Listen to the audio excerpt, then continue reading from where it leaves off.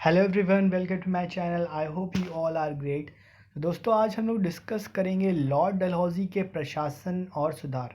जब लॉर्ड डलहौजी यहाँ पर भारत में अंग्रेज़ी साम्राज्य को संभालने के लिए लॉर्ड गवर्नर जनरल बनकर आए, ठीक, तो उन्होंने कैसे यहाँ पर प्रशासन का संचालन किया और कैसे क्या सुधार करे, वो सब दोस्तों हम लोग डिस्कस करेंगे आज हम लोग इसकी वीडियो को।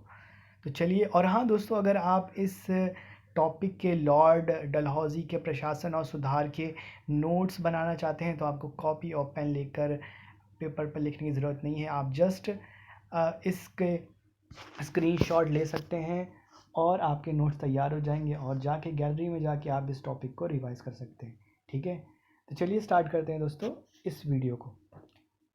लॉर्ड डलहौजी ने पदों पेंशनों की समाप्ति से राजकोष को समृद्धि प्रदान करने, राज्य की हड़प नीति से साम्राज्य विस्तार और केंद्रीकरण की जिस नीति को शुरू किया, उसे उसने प्रशासनिक क्षेत्र में भी लागू करने का प्रयास किया। तो दोस्तों, यहाँ पे शुरू में ही लाइन में बता दिया गया है। पहले उन्होंने क्या करा,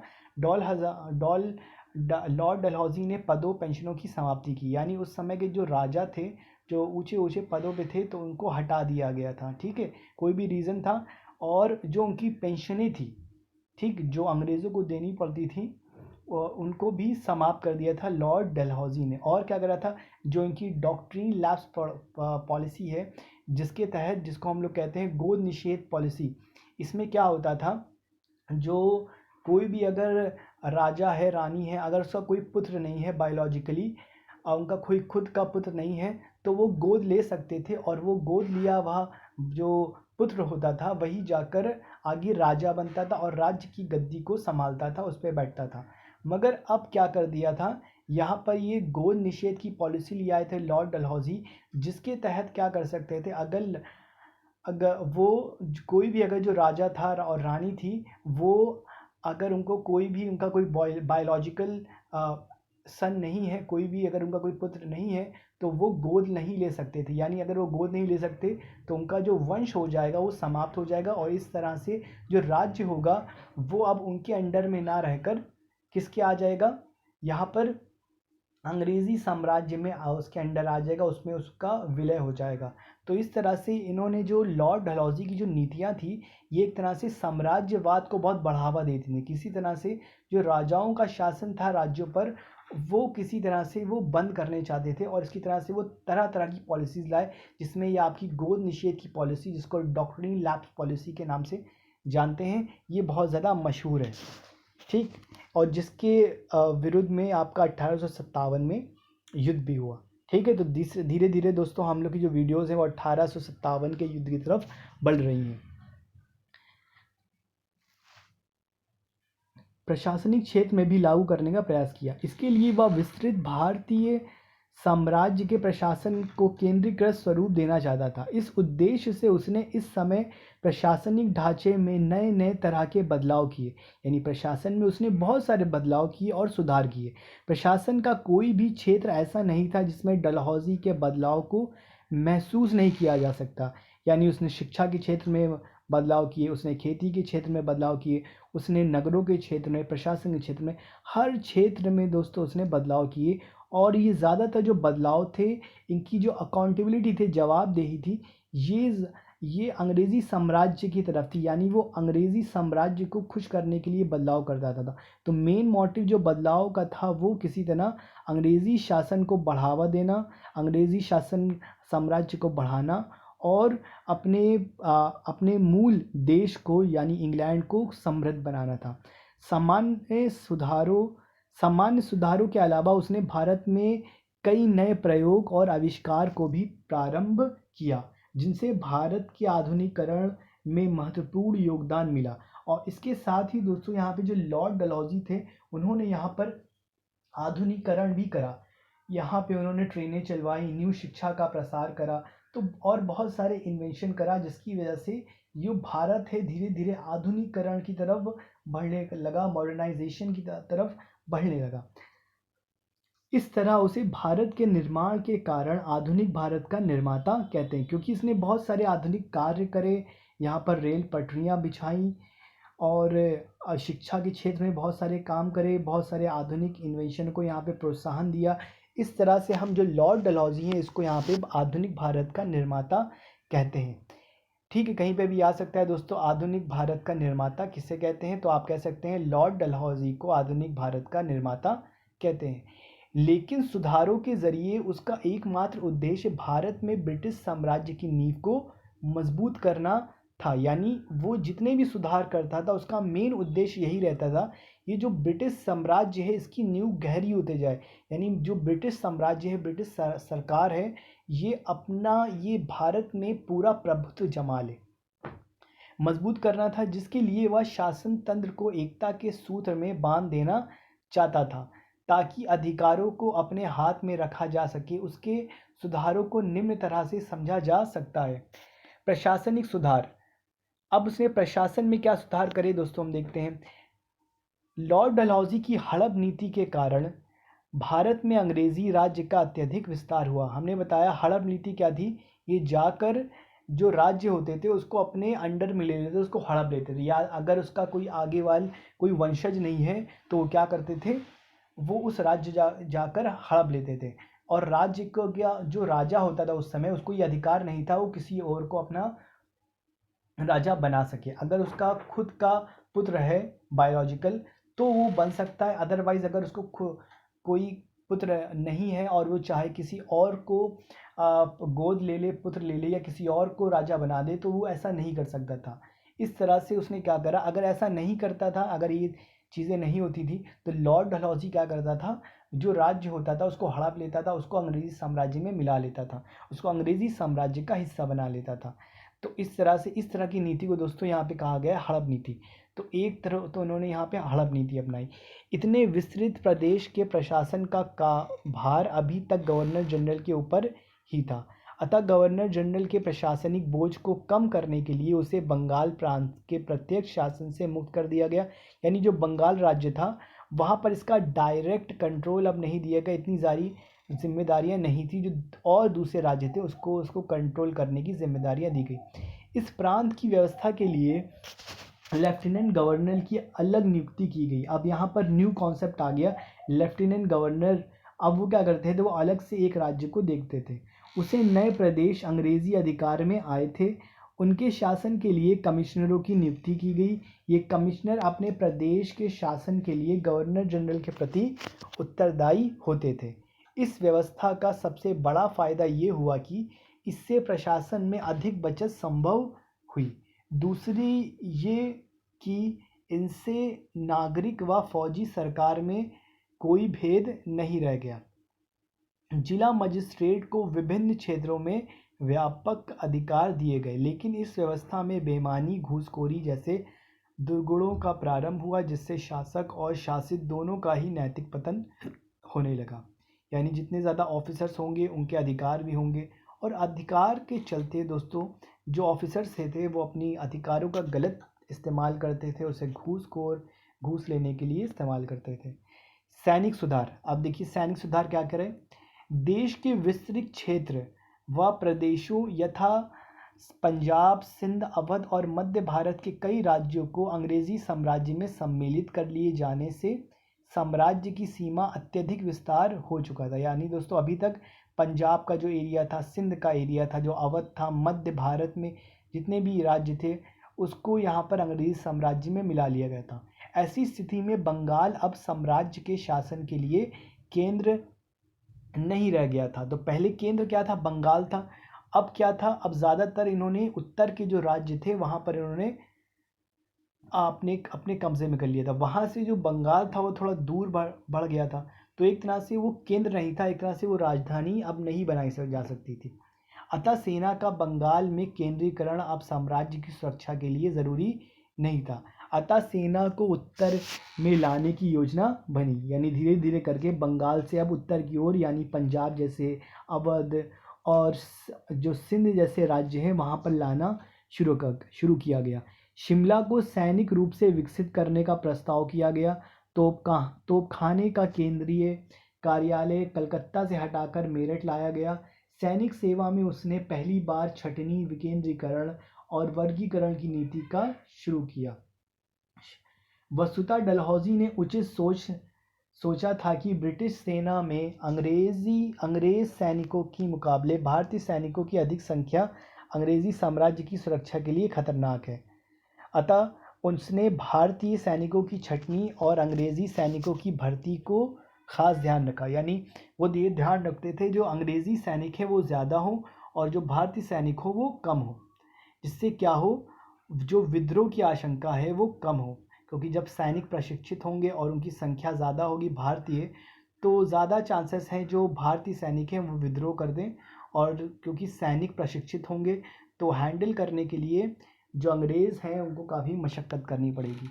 अंग्रेज़ी सैनिकों की 3 नई रेजिमेंट तैयार की गई। भारतीय सैनिकों में जितना हो सके कमी की गई। पंजाब में एक नई सेना की भर्ती शुरू की गई और कंपनी की सेना में पहली बार गोरखा भर्ती किए जाने लगे। यानी जो गोरखा थे, जो आपके नेपाल की तरफ की जो ट्राइब थी, वो काफ़ी ज़्यादा वीर थे और उनको युद्ध का काफ़ी ज़्यादा अभ्यास था और बहुत बहादुर जाति थी वो। और धीरे धीरे अब उनको भी क्या करा गया, ब्रिटिश सेना में भर्ती किया जाने लगा।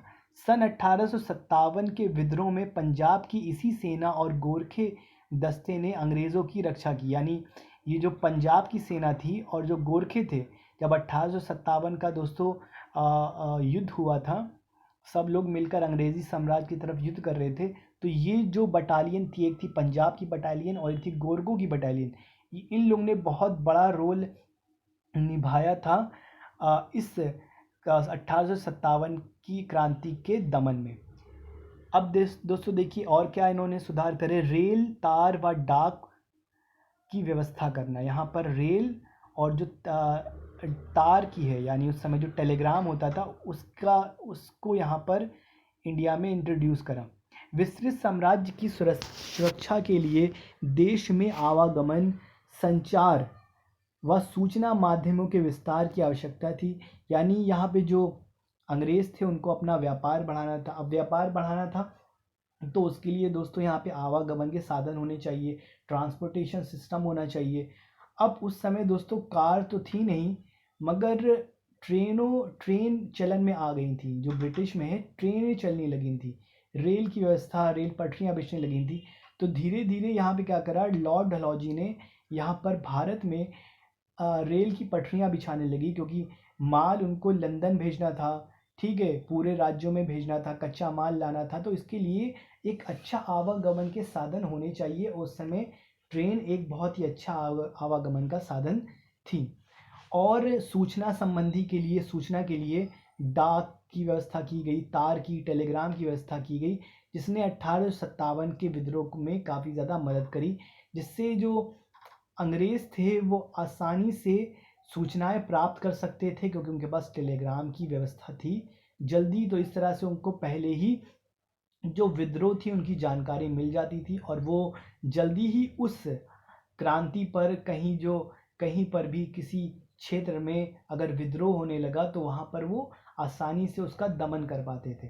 सुरक्षा के लिए देश में आवागमन, संचार व सूचना माध्यमों के विस्तार की आवश्यकता थी। इसलिए रेल मार्ग के निर्माण के लिए डलहौजी ने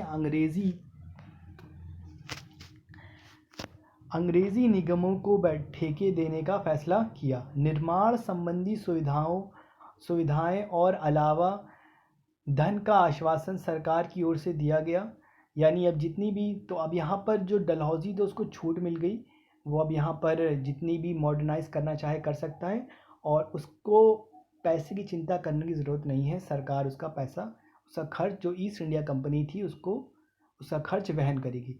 सन 1853 में बम्बई से थाड़े तक रेल पटरी बिछी।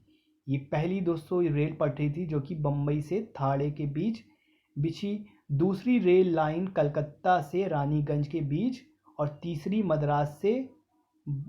तीसरी मद्रास में बनी। हालांकि इनके निर्माण में बहुत बड़ी पूंजी लगी, लेकिन पूंजीपतियों को बाद में बहुत बड़ा फ़ायदा हुआ, इससे बहुत धन कमाया दोस्तों इन्होंने। सन 1852 में भारतीय तार विभाग की स्थापना की, यानी टेलीग्राम की व्यवस्था दोस्तों करी। पेशावर से कलकत्ता, बम्बई से मद्रास और अन्य मेन केंद्रों को जोड़ने के लिए लगभग 4000 मील लंबी तार सेवा तैयार की गई। बर्मा में रंगून से मांडले तक तार सेवा शुरू हुई। इस तार सेवा में ने भी 1857 के विद्रोह की सूचना एक कोने से दूसरे कोने में पहुंचाने में मदद करी। शैक्षिक सुधार यानी शिक्षा के क्षेत्र में क्या सुधार करें वो देखते हैं। डलहौजी ने देश की शिक्षा व्यवस्था के लिए भी काम किया।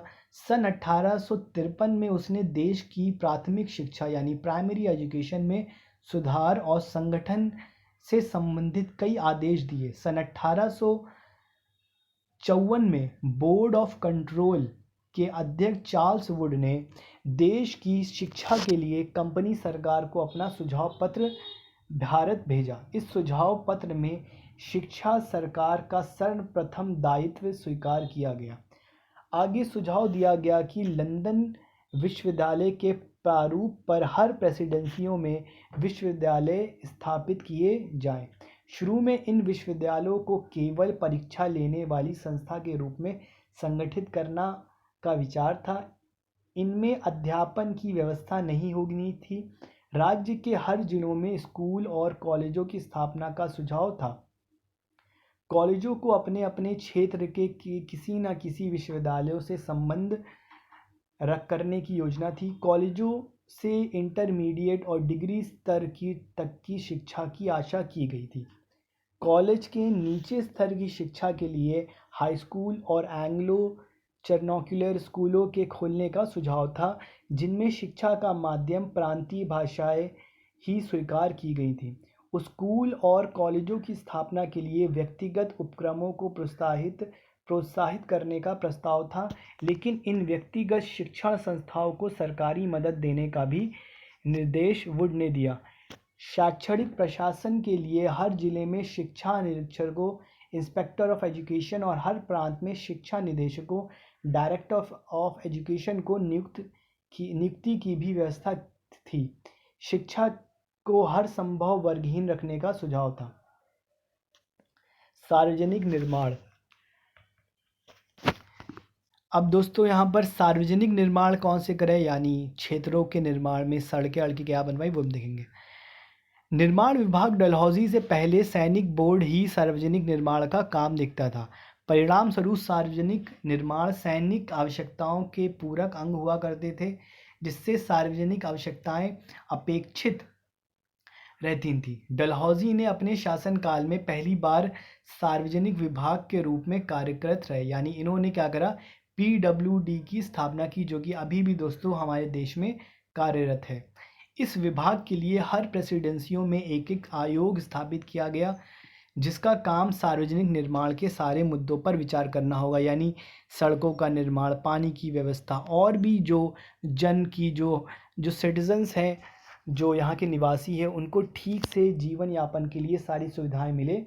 इसके लिए दोस्तों यहाँ पर पीडब्ल्यूडी का निर्माण करा गया। सार्वजनिक निर्माण विभाग के कार्यों की देखरेख के लिए चीफ इंजीनियर्स और प्रबंध अधिकारी नियुक्त सभी इंजीनियर्स व प्रबंध अफसर इंग्लैंड से आमंत्रित किए गए थे। उन्होंने देश की सड़कें, नहरों और प्रसिद्ध पुलों का निर्माण किया। कलकत्ता से पेशावर जाने वाली प्रसिद्ध ग्रैंड ट्रंक रोड का पुनर्निर्माण करा। दोस्तों इससे पहले तो जो ग्रैंड ट्रंक रोड है, इसका निर्माण शेरशाह सूरी ने करवाया था, तो काफ़ी बहुत पहले करवाया था, 1100 के आसपास। वो पुरानी हो गई थी, तो उसका फिर से पुनर्निर्माण कराया गया, जो कि ये डलहौजी के कार्यकाल में हुआ। ग्रैंड ट्रंक रोड का जो पुनर्निर्माण हुआ दोस्तों, डलहौजी के कार्यकाल में हुआ। इस समय किया गया। हरिद्वार से ऊपरी गंगा नगर और पंजाब में बिछने वाली नहरों का जाल इसी समय बना। इस तरह सरकार ने लोक हितकारी कार्यों में अपना उत्तरदायित्व को विस्तृत किया। व्यापारिक सुधार दोस्तों, डलहौजी ने क्या व्यापारिक सुधार किए। साम्राज्यवादी था, इसलिए उसने हर काम में उसने ब्रिटिश पूंजीपतियों को ही प्राथमिकता दी, यानी उसकी मूलभूत प्राथमिकता ये रहती थी कि किसी तरह से जो पूंजीपति थे, कैपिटलिस्ट थे, उनको इसका सबसे ज़्यादा फ़ायदा मिले। उसने भारतीय व्यापार को इस ढंग से संगठित करना चाहा जिससे ब्रिटिश पूंजीपतियों को अत्यधिक फ़ायदा हो। इसके लिए उसने भारत के लिए स्वतंत्र नीति अपनाई। देश के सभी बंदरगाहों व्यापार के लिए स्वतंत्र कर दिए गए, क्योंकि देश पर इंग्लैंड का प्रभुत्व था, इसलिए मुख्य व्यापार भी इंग्लैंड के साथ होना था और फ़ायदा अंग्रेज़ व्यापारियों को मिलता था। इसलिए उसने कलकत्ता, बम्बई और कराची के बंदरगाहों का विस्तार कर उनकी पुनर्व्यवस्था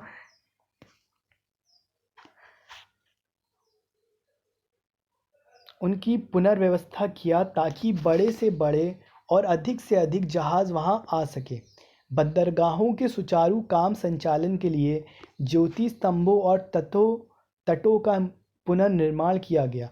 उसने देश में कच्चे माल जैसे कपास, चाय कंपनियों को रास्ता कच्चा माल दे सके। इस तरह स्वतंत्र व्यापार नीति के कारण ब्रिटिश व्यापारियों ने देश का भरपूर आर्थिक शोषण किया। देश का आर्थिक दुरुपयोग शुरू हुआ। ब्रिटिश व्यापारी देश का कच्चा माल सस्ती दरों पर खरीद कर अपने पक्के माल ऊंची दरों पर बेचने लगे। देश की स्थानीय कला और वाणिज्य का पतन शुरू हो गया। तो इस तरह से दोस्तों जो डलहौजी के कार्य में यहाँ पर मॉडर्नाइजेशन स्टार्ट हुआ, यहाँ पे नए नए इन्वेंशन आने लगे, जिसकी वजह से यहाँ की जो स्थानीय वाणिज्य व्यवस्था थी, यहाँ की जो कलाएं थी, लोगों की कल्चर थे, वो सब धीरे धीरे नष्ट होने लगा। और ये सब जो मॉडर्नाइजेशन हुआ था, रेल का, तार का और जो मशीनें लाई गई थी, इससे क्या हुआ, ये इस मारे लाई थी कि ज़्यादा से ज़्यादा जल्दी से जल्दी यहाँ पर जो भारत में रिसोर्सेस हैं उसको ज़्यादा चूस लिया जाए, यहाँ पर जो संसाधन है उसको चूसा जाए और उससे से ज़्यादा धन कमाया जाए। और यहाँ पे वो क्या करते थे, यहाँ पर वो सस्ते, बहुत ही ज़्यादा यहाँ का जो कच्चा माल होता था बहुत ही सस्ते दामों में लेते थे, और उस सस्ते दामों से बहुत अपना जो माल बेचते थे वो बहुत ही ऊंचे दरों पे। जैसे मसलन अगर आप ले सकते हैं यहाँ पर, जैसे कपास है, तो कपास से दोस्तों उन लोग कपड़ा बनाते थे, और जो कपड़ा यहाँ पर बेचते थे वो कपास तो उनको बहुत सस्ते दामों पे मिल जाता था, मगर जब वो उनका जो एक फाइनल प्रोडक्ट तैयार करते थे, जो कपड़ा तैयार करते थे, उनकी जो दरें होती थी, जो कीमतें होती थी दोस्तों, बहुत ज़्यादा ऊंची होती थी। तो इस तरह से जो कंपनी थी वो बहुत ज़्यादा धन कमाने लगी, और यहाँ पर पूंजीपति जो थे उनको और ज़्यादा फ़ायदा होने लगा। तो ये थे दोस्तों यहाँ पर लॉर्ड डलहौजी के कार्य। बहुत सारे दोस्तों ने अपने कार्य किए अपने कार्यकाल में, और आशा करता हूँ दोस्तों आपको ये वीडियो अच्छी लगी होगी। और अगर आपको वीडियो अच्छी लगी तो इस वीडियो को लाइक करें, और ऐसी ही इन्फॉर्मेटिव वीडियो चाहते हैं तो हमारे इस चैनल को सब्सक्राइब करिए। तब तक के लिए दोस्तों पढ़ते रहिए, अपना ख्याल रखिए। Till then take care, good bye.